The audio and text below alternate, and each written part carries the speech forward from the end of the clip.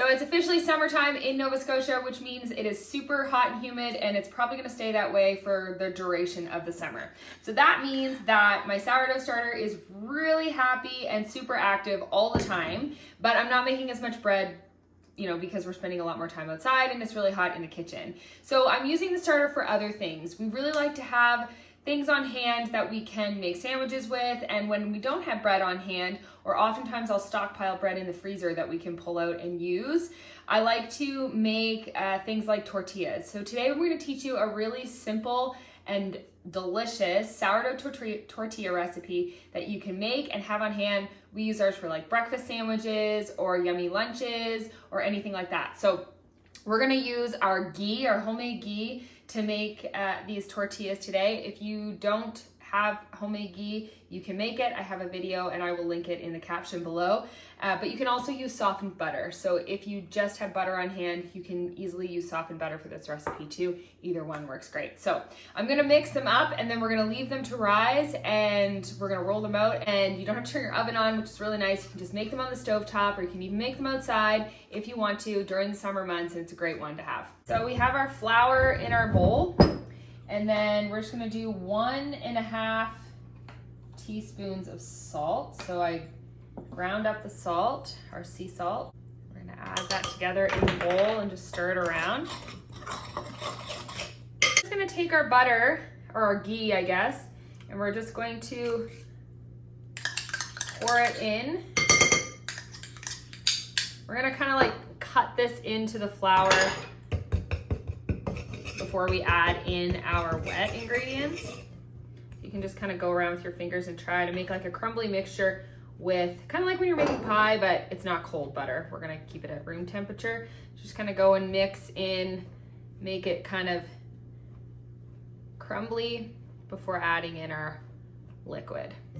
So I'm gonna tell you what I've been doing as I've been kind of baking recipes like this. So I just scraped out, it doesn't quite give me 1/2 cup, which is what the recipe is gonna call for. And I left a little bit of sourdough in my jar, and I'm gonna show you, I'm just gonna feed it right into that jar. So it doesn't look like there's a lot left in there, but it's just enough that I need to feed my sourdough starter. So I dumped out some active starter. I don't have exactly 1/2 cup, so I just went into my discard stash in my fridge, and I'm just gonna dump what I need from discard. So you can use discard or you can use active starter. I really like using at least some active starter just because it gives the dough a little bit of extra. So we're gonna take our water, we're gonna pour that in, and then we'll scoop in our sourdough. All right, so we're just gonna stir that all together. And if you have a mixer, then this works great in a mixer too. I'm just using my dough hook. And it's gonna be a little shaggy at first. So you're gonna start with 1/3 of a cup of water. And I find it goes, you have to go up to probably about 1/2, and it just depends on what kind of flour you're using. So I am gonna add in a tiny little bit more. It also depends on your discard. If you're using discard that's really, really thick, like what I just did, you're gonna need more water. If you're using discard that is really thin and soupy, you're gonna have to let your dough probably rise a little bit longer, but you're not gonna need as much water. So that's just something to keep in mind. So this took exactly 1/2 cup, but I started with 1/3 just in case, okay? So we're gonna kind of get all that flour together in the bowl. And again, if you have a mixer, then that would just do that for you. And then we're gonna put some flour out on our countertop, take this out, and we're gonna knead it. So we want this to be a really nice, kind of malleable dough, and it's gonna feel stiff at first. So you're gonna want to get in there and knead it as best you can to soften it up. But I like to knead this for at least 5 minutes and sometimes longer, just depending on kind of like, it's still pretty rough right there. I want this to be nice and smooth, and this is where you're gonna get that gluten development, is by really getting in there and kneading the dough. Okay, so this has gotten a lot, excuse me, a lot softer. You can see it kind of squishes and like the butter softens and all that, the gluten starts to develop and you'll be able to feel it. So we're gonna stick this in a clean bowl. You can put some oil around it if you want. And we're just gonna cover it up. And this is gonna sit to ferment for like, I don't know, 6 to 24 hours. And it is literally that lenient, especially where we're in a warm climate right now. It may not take as long, but in the winter, I could leave this to sit for the whole day to ferment. You really wanna let it sit, and you really want that gluten to start developing before you start shaping it in your tortillas. So, but we're gonna feed this real quick. So we're going to take our 1/4 cup, and I'm just gonna pour it right in on top of the sourdough that's already in there. And we're gonna take our 1/3 cup and grab some flour, nice heaping. We're gonna feed it nice and thick. So just start to work in all that sourdough that was at the bottom. Scrape around the sides.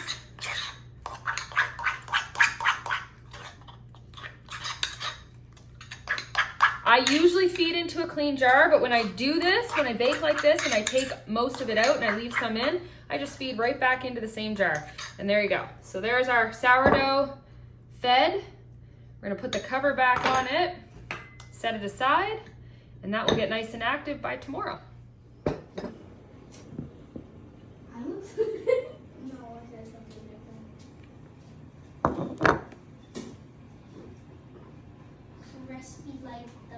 So I decided to go ahead and let this ferment for the whole day yesterday and overnight. So you can see it obviously rose quite a bit. I prefer to fry these up after they've had a really good long ferment. And the reason for that is because then you get a thinner, like kind of airier wrap. So you can do these in 12 pieces if you want to do like little mini tortillas. Those are really great for like smash burgers or something like that. I am going to do just our regular ones today. So we're going to divide this in half, and then we're going to divide it in half again. And I am really bad with making things even, so some of these are going to be smaller than the others, and that's okay. And then we're going to divide in half again. So we're going to make 8 tortillas today, and these are going to be like your full-sized tortillas. So once you have them to this point, we're going to take each one and we're going to just roll them up into little balls. We want to create some surface tension, and this will kind of allow them to evenly roll out later. Otherwise, you're kind of rolling out a more uneven piece of dough.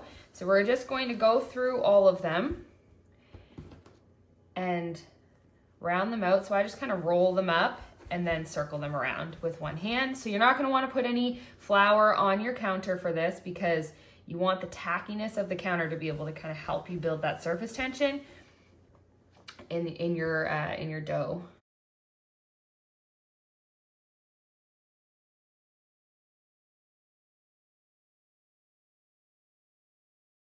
Okay, so obviously you can see we have a bunch of different size balls here. That's just kind of how I roll. So this one's going to be a larger tortilla, and then this one will be a little bit smaller. So we're going to get our cast iron preheated, and then I will show you the next step. So while that preheats, we are going to roll out our balls one by one. So I like to kind of, because otherwise sometimes they will stick to the counter. So I like to roll them out as I need them. So I'll put this one on the pan and then I'll start rolling out the second one. So it can be a little bit more tedious doing it that way, but then I find that you're not stuck with all these like paper thin dough on your counter that will then ultimately start to stick, because the more it sits, it develops moisture and then it starts to stick. So the reason that these tortillas work so well to get them really thin is because of the butter content in there. So butter is really crucial for this recipe. It sort of allows that dough to kind of have a little bit more ability to stretch out really thin, more so than the naan when I make my naan. Okay, so again, you're just rolling it as thin as you possibly can get it. And I don't do a uniform tortilla, but you certainly can. You can just pull the edges out to kind of give you a more uniform circle. So this is one of the smaller ones.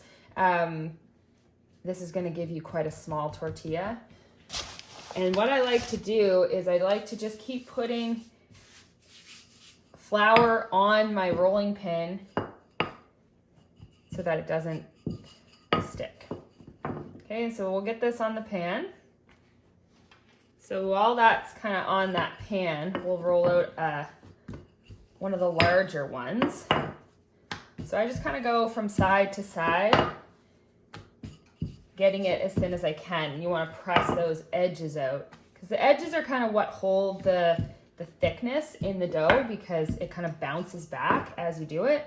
And that's why I like to put some flour on the top of it, but I kind of like to leave the bottom underneath with a little less flour, because you almost want it to stick to the counter a little bit, because that's what's going to kind of hold it in place while you roll it really thin. And it should be able to peel right off. This is a really nice dough to work with.